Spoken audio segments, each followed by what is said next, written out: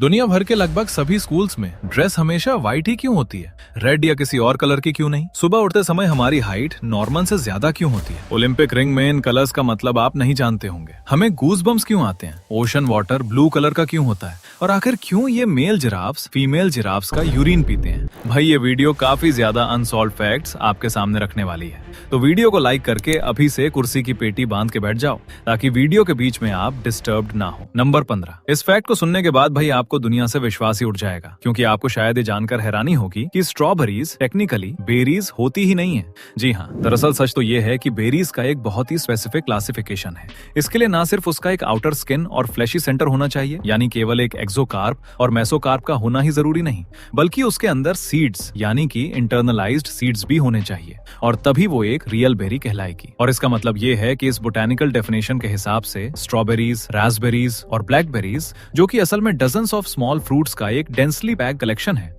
ये सब हमसे इतने समय से झूठ बोल रहे थे। लेकिन अब बड़ा सवाल ये है कि फिर बेरीज हैं कौन? वेल, ना सिर्फ ब्लूबेरीज और क्रैनबेरीज रियल डील हैं, बल्कि वाटरमेलन्स, ग्रेप्स, एग प्लांट्स और यहाँ तक कि बनानास भी बेरीज हैं। तो अब आगे से बेरी वर्ड सुनने के बाद अगर आपके मन में ये वाली बेरी आए तो तुरंत ही उसका बहिष्कार कर देना। नंबर 14। मैं वेट करता हूँ कि आपको नहीं पता होगा कि आप अपने नंगे पैरों से गार्लिक यानी कि लहसुन टेस्ट कर सकें। जी हाँ, और ऐसा हो सकता है एलिसिन की वजह से, जो गार्लिक की पंजेंट स्मेल के लिए रिस्पॉन्सिबल केमिकल है। इसके लिए आपको गार्लिक की एक कली को अपने पैरों पर रगड़ना है, जिससे कि उसका फ्लेवर आपकी स्किन के जरिए ब्लड स्ट्रीम में एंटर हो जाएगा और आखिर में आपको अपने मुंह में गार्लिक जैसा टेस्ट आने लगेगा, जो कि सच में काफी माइंड ब्लोइंग है। इसका मतलब ये है कि अगर आप गार्लिक से भरे शूज पहनेंगे तो आपकी ब्रेथ फ्रेश नहीं रहेगी। जो भी हो, ये तो क्लियर है कि हमारी बॉडी बहुत सारी इंप्रेसिव चीजें कर सकती है। फॉर इंस्टेंस, हमें हमेशा वेरीड और न्यूट्रिशियस डाइट लेने को कहा जाता है, पर क्या आपको पता है कि टेक्निकली आपके लिए सिर्फ आलू यानी कि पोटेटोज और बटर खाकर भी सर्वाइव करना पॉसिबल है? दरअसल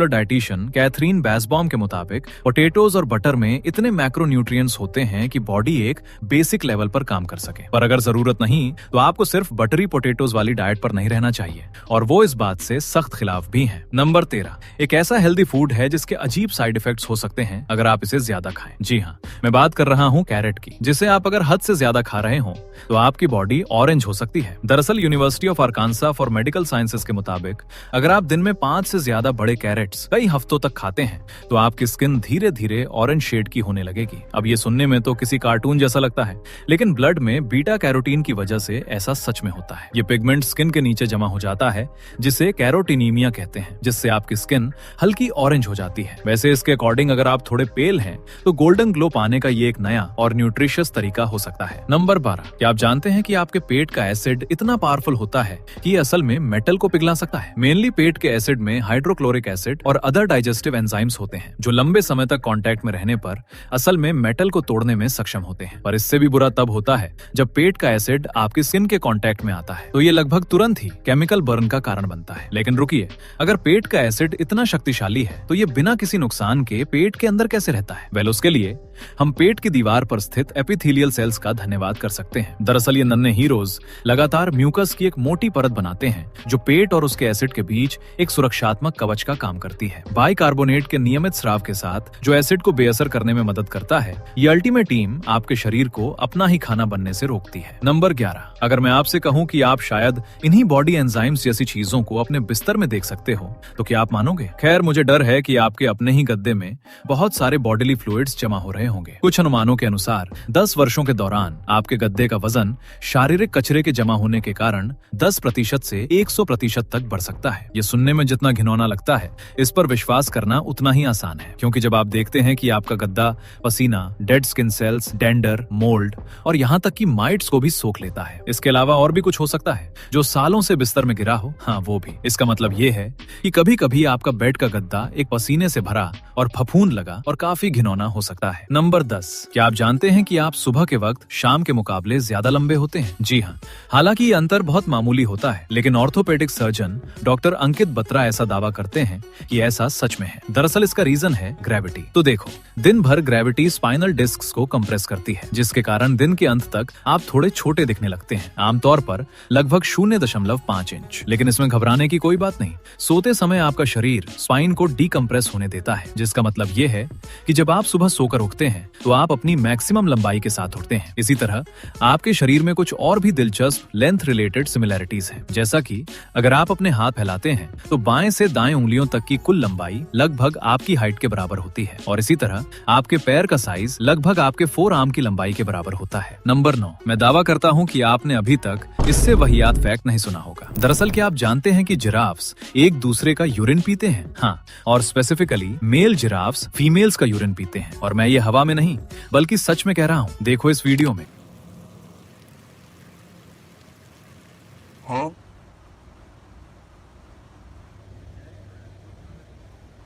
ये सिर्फ इसलिए नहीं है कि मेल जिराफ्स इंसानों की तरह थरकी होते हैं। इसका कुछ अलग ही खास मकसद होता है, और वो है स्पीशीज के सर्वाइवल के लिए। बेसिकली जब एक मेल जिराफ किसी फीमेल जिराफ में इंटरेस्टेड होता है, यानी कि मेल जिराफ को किसी फीमेल जिराफ पर क्रश होता है, तो वो फीमेल जिराफ के ब्लेडर पर हेडबट करता है ताकि वो यूरिन करे। और जैसे ही फीमेल जिराफ यूरिन करती है, मेल जिराफ टेस्ट करने के बाद उसको पता चल जाता है कि फीमेल ओव्यूलेट कर रही है या नहीं।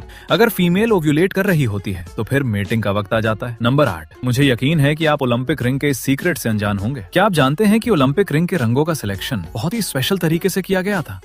ओलंपिक रिंग में टोटल ये कलर्स होते हैं: नीला, पीला, काला, हरा और लाल। और इन कलर्स का रीजन काफी यूनिक है। इनका कारण ये है कि इनमें से कम एक रंग फ्लैग के व्हाइट बैकग्राउंड से मैच नहीं करेगा, जो कि पार्टिसिपेट करने वाले सभी देशों के झंडों पर मौजूद होता है। इतना ही नहीं, बल्कि ये 5 रिंग इस दुनिया के 5 कॉन्टिनेंट्स को भी रिप्रेजेंट करते हैं: अफ्रीका, अमेरिका, एशिया, यूरोप और ऑस्ट्रेलिया। यानी कि ओलंपिक फ्लैग एक तरह से पूरी दुनिया को ही रिप्रेजेंट करता है। वैसे इसके अलावा आउट ऑफ नोवेयर, क्या आपने कभी सोचा है कि कीबोर्ड पर F और J कीज पर छोटे छोटे बम्प्स क्यों होते हैं? ये बम्प्स असल में इसलिए दिए जाते हैं ताकि टाइपिस्ट बिना कीबोर्ड देखे ही अपनी उंगलियों को सही जगह पर रख सके। है ना कमाल की बात? नंबर 7, ये जानकर काफी ज्यादा हैरानी होती है कि आज के AI के जमाने में भी ये यकीन करना मुश्किल है कि एक रोबोट अपने आप को ऑनलाइन ह्यूमन डिक्लेयर नहीं कर सकता। लेकिन गूगल ने एंटी बॉट कैप्चा सिस्टम को इस तरह से प्रोग्राम किया है कि वो ह्यूमन एक्शंस जैसे की प्रेसेस, माउस क्लिक्स और स्क्रोलिंग को रिकॉर्ड करता है। जहां एक AI बॉट बॉक्स तक सीधा और फास्ट मूव करेगा,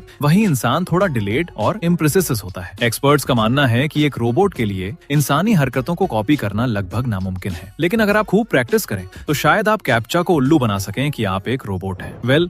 ये सब तब वेस्ट हुआ जब YouTube पर ये वीडियो अपलोड हुआ, जहां साफ साफ ये प्रैक्टिकल किया गया कि क्या सच में robot I am not a robot captcha को सक्सेसफुल कर पाएगा। और रिजल्ट्स सच में शॉकिंग थे जब वो कैप्चा सक्सेसफुली फिल हो गया। नंबर 6, आपने आसमान में देखते हुए कभी ये तो सोचा ही होगा कि आखिर बर्ड्स मोस्टली वी फॉर्मेशन में ही क्यों उड़ते हैं? देखो, गीज जैसे लंबे पंखों वाले पंछी अक्सर वी फॉर्मेशन में उड़ते हैं। और ऐसे ही क्यों? ये साइंटिस्ट्स के लिए बरसों से एक रहस्य था, पर 2014 की एक स्टडी के मुताबिक ये एक एनर्जी सेविंग टेक्निक है। जी हाँ, बिल्कुल वैसे ही जैसे प्लेन्स का स्क्वाड्रन फ्यूल बचाने के लिए वी फॉर्मेशन का यूज करता है। हर बर्ड अपने पंखों को इस तरह से फरफराता है कि वो अपने आगे वाले पंछी से निकलने वाली हवा यानी अपवर्ड करंट्स का फायदा उठा सके। इससे पूरे झुंड को थोड़ा आराम मिलता है। और मानना मुश्किल है, पर इस स्मार्ट तरीके से बर्ड्स 20 से 30% तक कम एनर्जी खर्च करते हैं। नंबर 5, क्या आपने कभी सोचा है कि आखिर हमें गूज़बम्प्स क्यों आते हैं?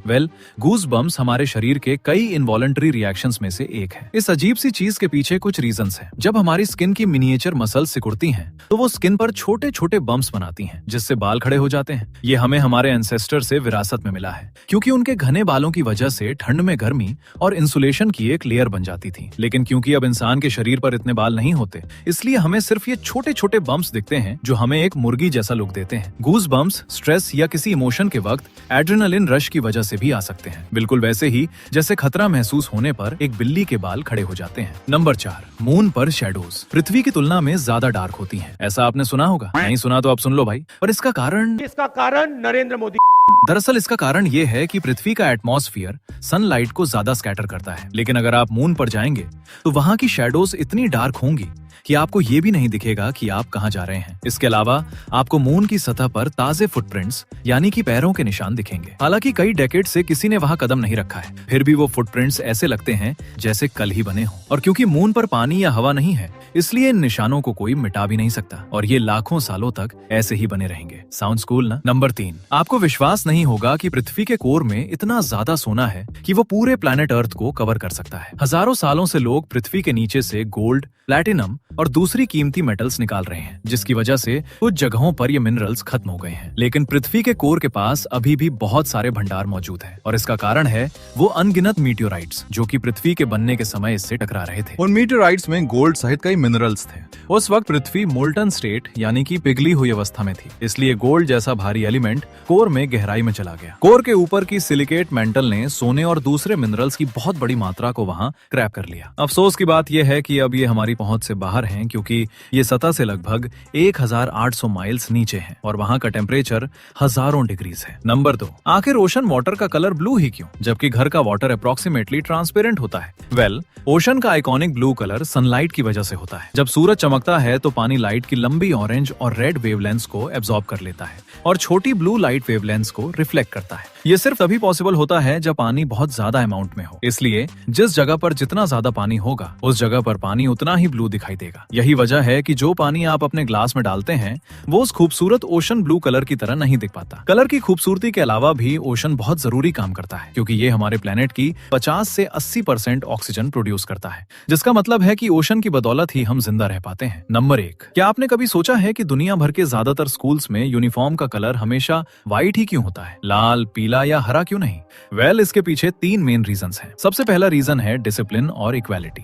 देखो, स्कूल एक ऐसी जगह है जहां कोई अमीर या गरीब नहीं होता। व्हाइट कलर सिंप्लिसिटी और डिसिप्लिन का सिंबल है। जब सब एक जैसे सफेद कपड़े पहनते हैं तो एक सेंस ऑफ यूनिटी क्रिएट होती है। सेकंड रीजन है हाइजीन और क्लीनलीनेस। व्हाइट कपड़ों पर गंदगी या दाग तुरंत दिख जाते हैं। इससे बच्चों को बचपन से ही साफ सफाई यानी क्लीनलीनेस की आदत पड़ती है, जिससे पेरेंट्स को पता चल जाता है कि कपड़े कब धोने हैं। और सबसे बड़ा और साइंटिफिक रीजन है heat reflection. White colour sunlight को रिफ्लेक्ट करता है और हीट को एब्जॉर्ब नहीं करता। इससे गर्मी के मौसम में बच्चे कूल रहते हैं और उनका ध्यान पढ़ाई में ज्यादा लगता है। और इसलिए आपको गर्मियों में कभी ब्लैक या डार्क कलर के कपड़े तो बिल्कुल नहीं पहनने चाहिए, क्योंकि सबसे ज्यादा हीट को एब्जॉर्ब भी डार्क कलर्स ही करते हैं। वैसे आज से पहले आपको इनमें से कितनी बातों के बारे में पता था? मुझे नीचे कमेंट सेक्शन में बताइए। और अगर आप इस वीडियो को यहाँ तक देख रहे हो तो मजा तो आया होगा, इसलिए लाइक जरूर कर देना और सब्सक्राइब करके वीडियो को हाइप भी कर देना। तब तक आप इन 2 वीडियोस को देख सकते हो। बाकी मिलते हैं अगली वीडियो में।